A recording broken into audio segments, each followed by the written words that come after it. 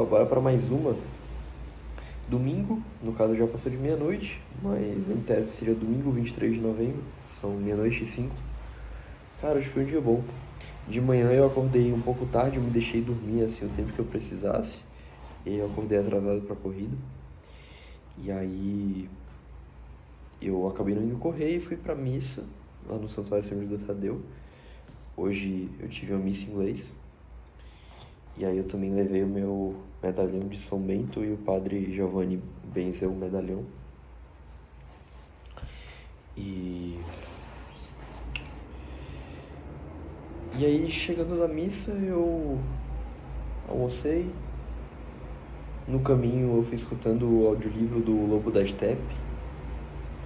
E ali eu comecei a reparar já, cara, que o quanto que eu tenho me distanciado de obras realmente boas, assim. Porque é muito bonito, cara. É o nível de detalhes, você se engaja na história.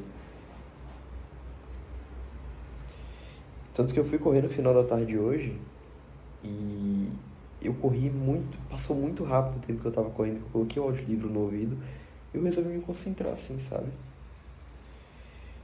Foram 12 km de corrida, mais de uma hora ali.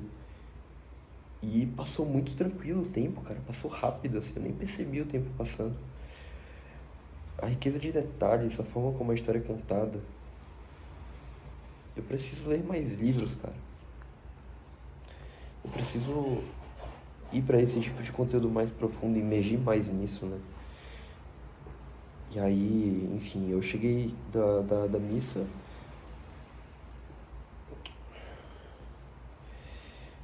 Almocei, eu parti pra prova do ENAD, na faculdade.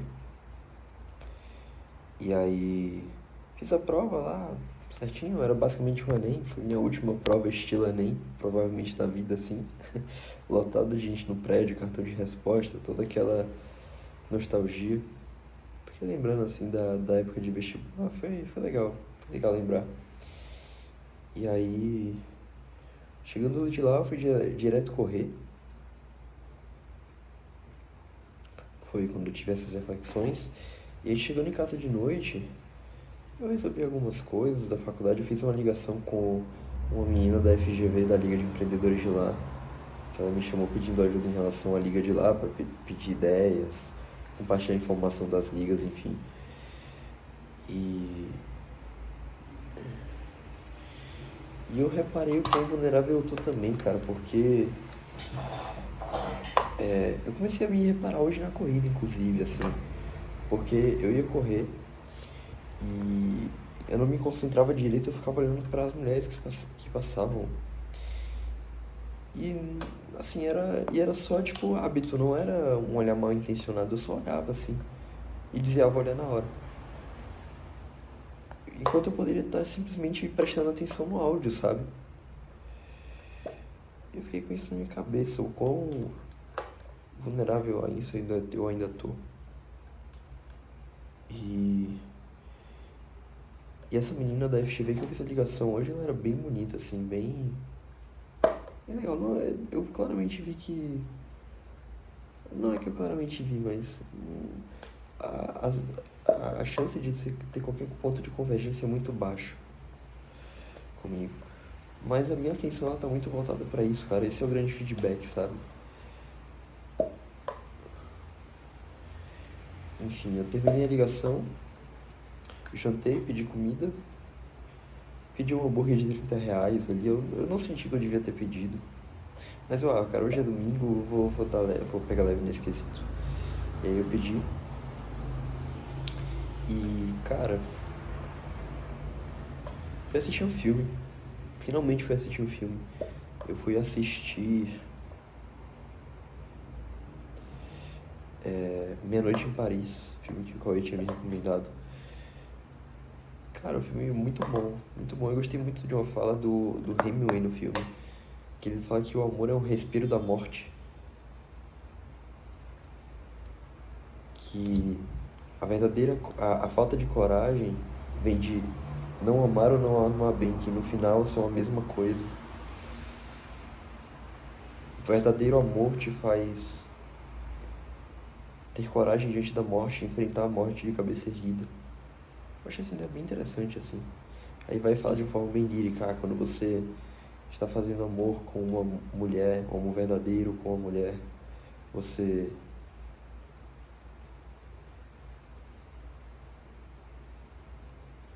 conquista algo tão verdadeiro, tão grande, que é o coração dela, algo que se torna seu, e ali você recebe algo que os homens, que a maioria dos homens não consegue, que é esse verdadeiro respiro da morte, é o verdadeiro amor. Achei interessante essa ideia. E aí eu fui traçar a conexão, cara, o amor é o respiro da morte. É aquele momento em que o medo da morte não é mais um medo. A morte é só um fato que você leva de cabeça erguida, você enfrenta isso.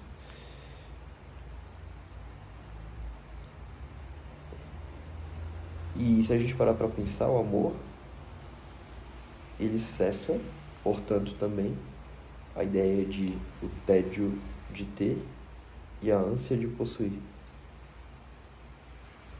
A ânsia de ter e o tédio de possuir, quer dizer, o amor, ele cessa isso. Porque você não quer nada. Você não deseja nada, você está plenamente ali no momento presente. E o que eu preciso então para amar minha vida? Para ter essa energia, sabe? É isso que eu fiquei pensando. Qual é a peça que falta?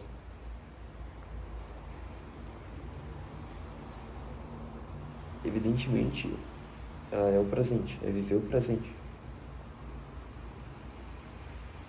E aí logo depois eu fui assistir o documentário que foi frequentemente recomendado, que é o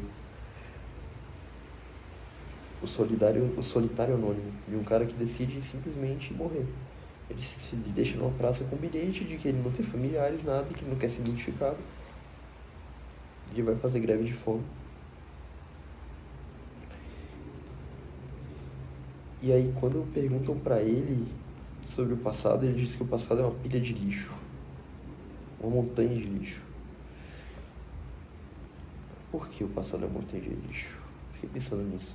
É paradoxal porque ele diz que o passado é uma montanha de lixo, mas a partir do momento em que ele diz que o passado é uma montanha de lixo, ele não acha verdadeiramente uma montanha de lixo. Porque já é algo. Ele quis falar aquilo do passado.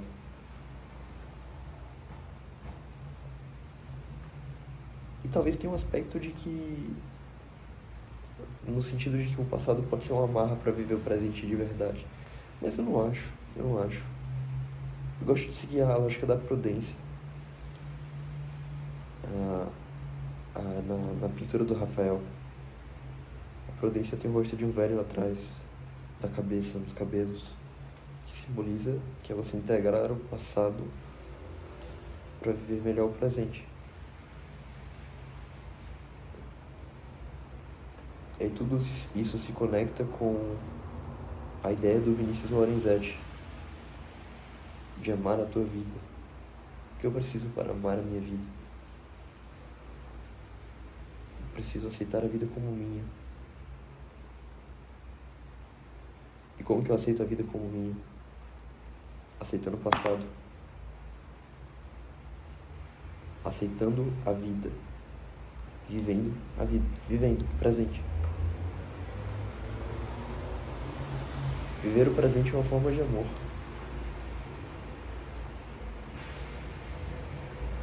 Na verdade,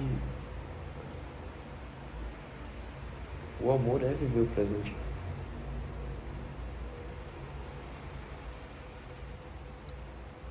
Você sente amor por alguém, você quer viver o presente com alguém.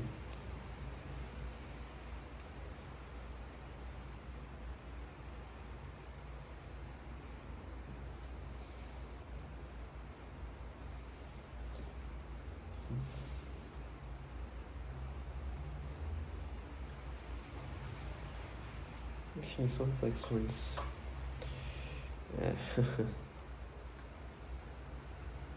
Tô com sono, eu vou dormir. Foi um dia bom. 7 horas de foco líquido. Deu pra se parecer um pouco. Eu preciso assistir mais filmes, cara. Filmes são uma forma boa de aprendizado. Bem legal, assim. Tem outra referência interessante no filme que chega uma hora que o protagonista ele tá numa situação ilógica, sem sentido, e ele senta numa mesa com 3 surrealistas. E aí o Salvador Dalí diz que aquilo é equivalente a um rinoceronte. Às vezes viver a vida é isso, cara. Aceitar que as coisas não vão ter lógica. Aceitar. Aceitar. O que não é aceitar a vida? Vícios não são uma forma de aceitar a vida. São o contrário, na verdade. São a fuga da vida.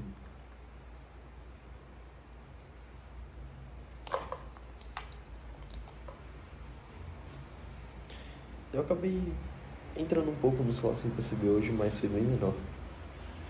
Eu me senti vivendo mais hoje, cara, por eu ter foco, por eu ter um dia mais devagar, mas com foco profundo produtivo.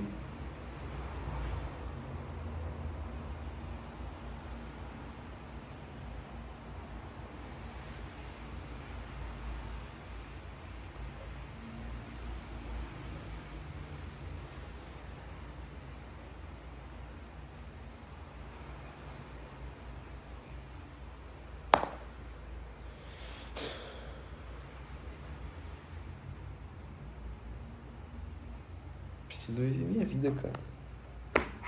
Essa grande parada. Eu não vou me martirizar hoje. Não vou ficar matando nenhum erro. Só procurar viver. Eu vou viver essa semana.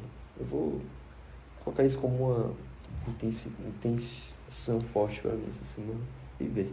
Viver.